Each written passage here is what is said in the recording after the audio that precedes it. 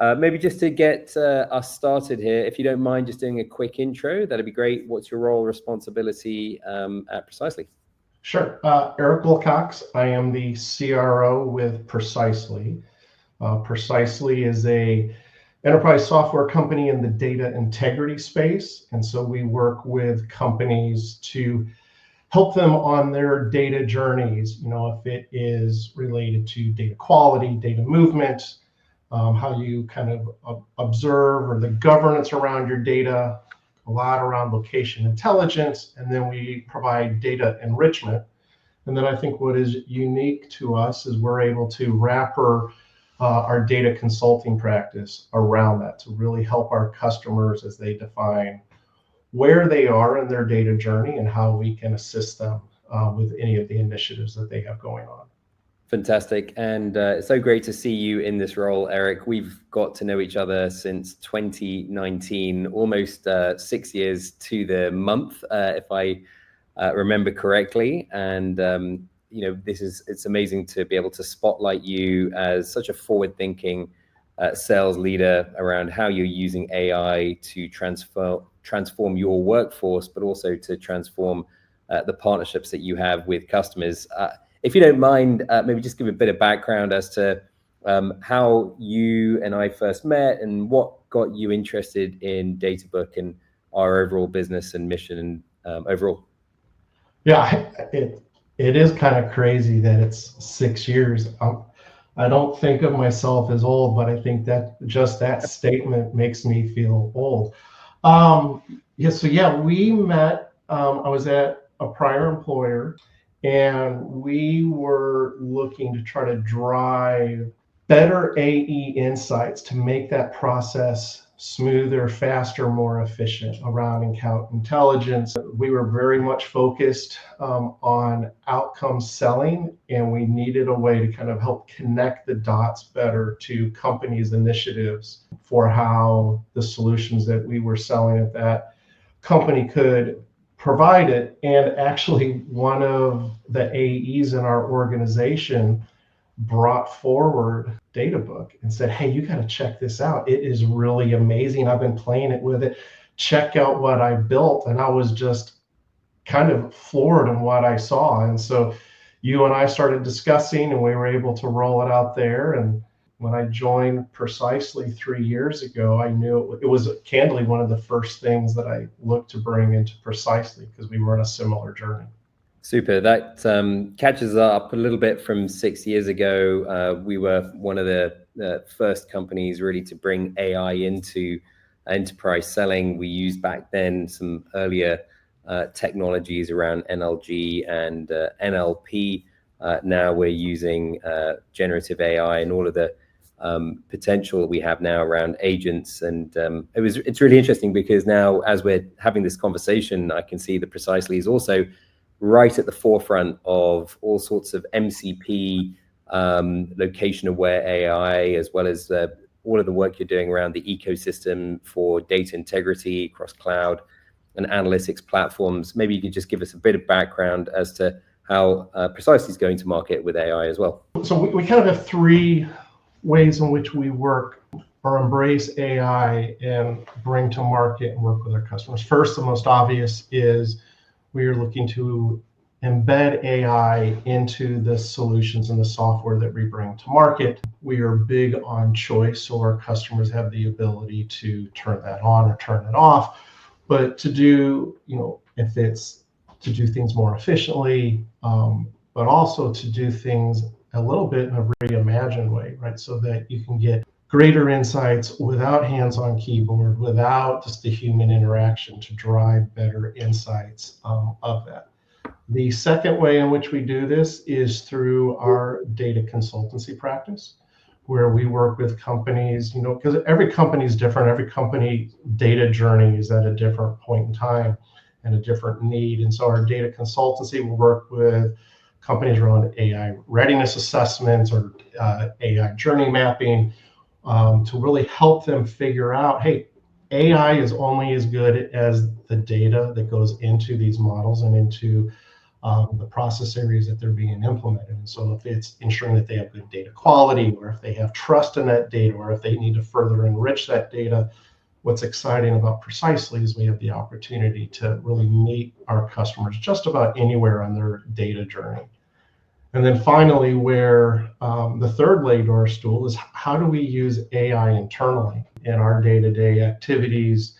In particular, within my organization, it's really two primary use cases. Where can we drive more efficiency? And where we are starting to go is really to start reimagining how we do work. If that's redefining business process, or looking at ways to be smarter or more effective in that execution, and layering AI as either an assistant to, or as a sole component of a business process, so that we can put our workforce on other highly valuable tasks as we look to continually better serve our customers. Super. Well, we're going to dive deeper into that. We both agree that data is absolutely foundational to making sure that you have successful transformations, that you have trust, you have the credibility, and that it integrates and makes sense with all of the context that's required to be relevant in this day and age. Maybe if you don't mind just double clicking a little bit more then into how you and your team have been using Databook to drive to the goals that you just set out there around efficiency and effectiveness. Where we started versus where we are, I think, is a testament to the value that Databook brings. We started using initially with our AEs, so that just like I did together a prior employer, really understanding customer business needs, strategic objectives, and mapping that to ways in which our portfolio could support customers in realizing those outcomes. That's been great because it started to expand into different business functions. So our business development team, our customer success team, marketing, we have other parts of our organization that are using this insight that Databook brings, and it's really easy. And it just takes the friction out of the process so that we can do more faster, so that we can create customer-specific content that is mapped to where we do things really well, but to the needs of their business. And then areas that we are starting to explore together and starting to pilot and use more and more is around AI, and the AI within Databook, to where we can auto-generate content, right? Not just surface the findings, but now create customer-specific collateral that can be really effective to not only facilitate a BDR's first meeting as they're looking to qualify a lead, or if it's an AE that's going to do an executive first, but also starting to do that to things that we're kicking around. How do we take demand signals from marketing based upon some of the content from Databook to really get smarter around what is going on in the marketplace, that we should be thinking about taking our solutions to serve needs that our customers are trying to tackle now. And so there's some really unique things that maybe would take us so much longer to get access to. And if you think about just the number of accounts that we've been able to access, I mean, it's probably close to a 10x increase in the number of unique customers that we've been able to access. And the adoption across our teams and the way that we have set it up, it really encourages everybody to look across their territory and tap into Databook to get those insights. That's brilliant, Eric. I'm so glad to hear that you're using it in so many different use cases. I think you talked about the marketing team, the sales team, the customer success team. At the centerpiece of all of that is a focus on the customer and really what's happening with their needs and how do you support them in their business. It's great also to hear that you're going out and supporting nearly 10x the accounts as well. I'm really glad that you mentioned that, because that's part of our thesis of the opportunity and the bounty ahead with AI. We're at this interesting point in time, call it an industrial revolution, and we're going to see a major change in the way in which sellers, marketers, customer success, go-to-market professionals are serving customers overall. I'd love to hear your thoughts as to what you think the seller of the future might look like. What kind of skills, mindsets, behaviors are going to be more critical going forward?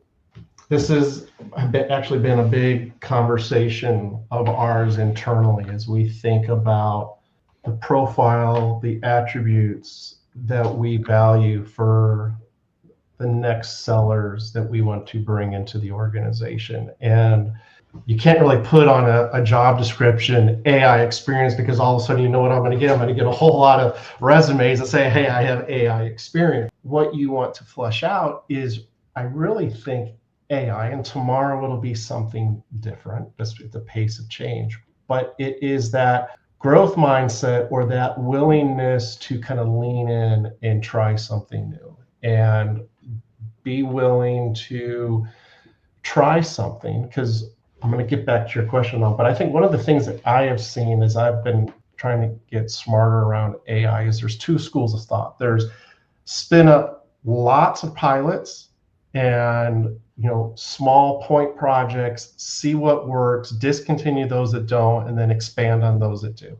And then there's another school of thought, which is really around the end-to-end process, really understanding that, and then redefining that business process with AI embedded with it. My conclusion so far is that both are correct based upon how fast or how much of an impact you're looking to achieve.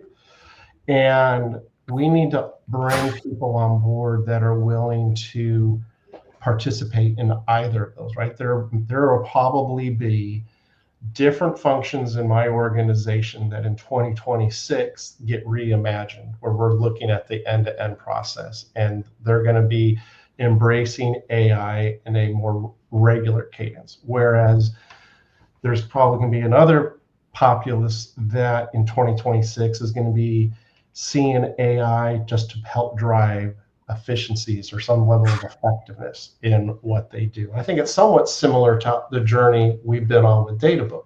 Yeah. And so working with HR and with my sales leaders, right, really trying to figure out what are those characteristics of individuals that are going to work alongside AI, because AI is not going to replace my sales team, right? But it's going to be an assistant or some sort of augmentation of what they do to allow them to be better at supporting our customers, so that our customers can get to the outcomes and the value for why they want to talk to Precisely. Totally agree, Eric. And there's a very common Pareto principle sort of distribution curve that we see across the selling population, where your top 20% are often bringing close to 80% of the revenue in, and you have a big middle 50% of the sales audience, and there's an opportunity to up level them, build skills, and make them even more confident and capable of supporting customers. My suspicion is that as we unlock that value for that big middle, you'll end up wanting to get more sellers, more consultative selling, what you're describing as part of their professional services, the second of the three stools you mentioned, working with customers, helping them to go and create unique solutions. So I'm really excited to see how that evolves, and partnering with you on that journey going forward. Guided selling and the age-old way of selling certainly is changing pretty rapidly. Maybe if we go to maybe the next sort of topic in the conversation, if you don't mind, you obviously have seen a lot of sales tools, a lot of different sales enablement, different processes, different ways of working. Maybe just give a brief summary of how you see Databook playing a role as part of an ecosystem of other things that need to happen, and what do your sellers get from Databook that they don't get elsewhere? So first, there's a lot of noise out there, right? Because it seems like everybody's products that they have been selling now have AI at the beginning or the end of what they're doing. So you got to filter through the noise.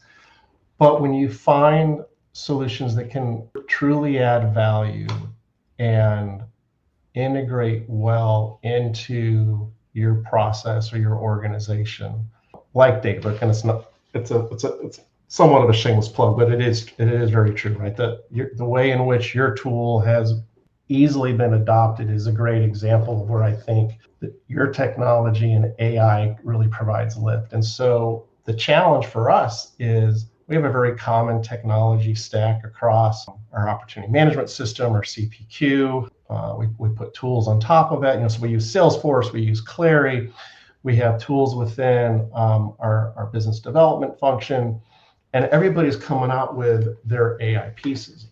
Yep. And on their own, they're great. But how do you start to stitch these together is the part that really starts to put pressure within my organization, because it's not necessarily an IT-owned function. And Yep. so we're putting more and more value on data and business process within the organization to really think about how we leverage the technology. So it's not technology for technology's sake, but how do you start to do that? So you get a demand signal that then triggers reaching into Databook to understand, based upon that signal, what is the strategic priority, and then having that trigger to go into your Salesforce system to truly understand a customer 360 of what's going on and our relationship with them, so that we can then go create some sort of tailored message to go sit down and talk to that customer. Yep. That's where we're trying to get to, right? Yep. And that's the part that just right now feels hard, maybe because the first is always the hardest, but after we do it and then you start to replicate that, it'll get easier for us.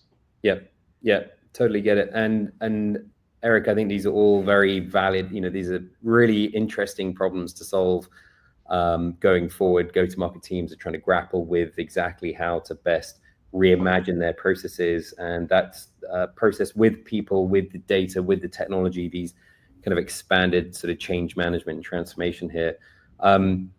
Precise's obviously been around for quite a while. I think you're serving more than 12,000 organizations globally across 100 countries, counting over 90% of the Fortune 100 as customers. So you guys are already formidable in terms of the customers that you have today. We've seen a handful of your account teams be extremely successful using the platform. Could you just maybe describe a couple of the case studies or examples of where your team have been leveraging Databook and how that then flowed through to outcomes for the customer?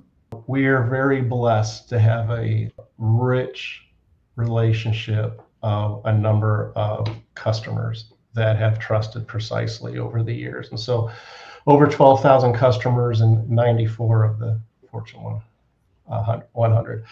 But what I will tell you is, we will operate in both large enterprise and small and mid-market. We have probably purposely piloted most frequently within the large enterprise space with our use of Databook. So companies like AT&T, ExxonMobil, Bank of America, FedEx, et cetera. And what is great about that is the insights and things that we don't know to look for. So we get signals and triggers of changes in events or things that are happening within those accounts. But then when we have an active opportunity, like with a large telco that we recently had a joint success with, we use the Databook platform to create that executive first, right? To really understand what were the trends and the dynamics going on within their business. And then as we did more discovery, we were able to map that to the insights that Databook was providing so that we could focus on things like margin expansion and how they're going to roll out their 5G infrastructure, so that we could then talk about how the capabilities and the requirements of data to support those initiatives Precisely could participate to support. And then that allowed us to create a point of view that was very tailored to that company, so that we could talk about the value of trusted data and operational efficiency, so that we could become a strategic partner in that program for them. And could we have done that on our own? Maybe. I guarantee you not as well or as quickly, or not with all the completeness of the insights that the platform Databook was able to bring forward for us. Brilliant. That's really great to hear, Eric. And what you mentioned earlier as well, there's a lot of noise out there right now on the market, especially for AI. I can only imagine you and your peers who are CROs must be getting hit a number of different angles of different solutions and different things to be trying and doing. Just like your data integrity platform, trust is absolutely critical. And we're spotlighting a handful of sales leaders who have trusted in us to help them on their journey. What would be your message to other CROs and your learnings from working with our platform and things that you think that other CROs should be thinking about as they're making their choices going forward? It's funny you say that. I just posted on LinkedIn today the importance of being a sponge, and I would just encourage everybody to be inquisitive. Over the last couple of months, I've joined more webinars, more conferences, accepted more reach outs from BDRs than I probably have in the last 3 years, just because I don't have it figured out and I need to figure it out. And the pace of change is happening so quickly that what I think is a good idea is very quickly somebody's already done it or something new, and I want to find the next thing. So I would just say be inquisitive, be willing to take risks, and then just pull the ripcord fast when it doesn't work and pivot to the next thing. There you go. So fail fast and be inquisitive, be innovative, try lots of things. And there's probably no one size fits all solution for every company, but have a look at some of those pilot projects and go as well end to end on the processes. You said that better than I did. Eric, any final thoughts here? I know we're coming up in time. Again, thank you so much. Is there anything I didn't ask you I should have asked you?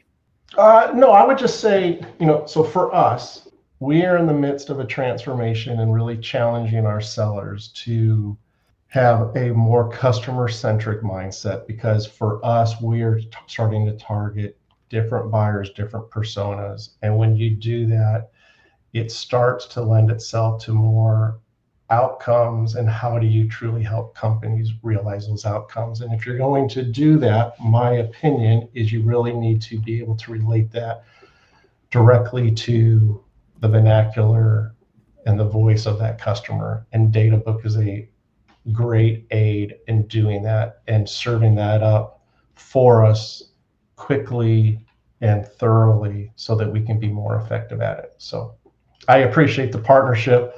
I'm always going to want more, Anand, so just FYI, but it's been great. Perfect. Well, it's so great to talk to you, Eric. I'm really excited about the current stuff that we're working on and the ability for you to build on the platform with all of the guided selling and the workflows that we can together drive more productivity in the workforce and drive better outcomes for customers. So thanks for the partnership. As always, Eric, great chatting with you today. Thanks for taking the time and looking forward to the next conversation. Absolutely. Thank you.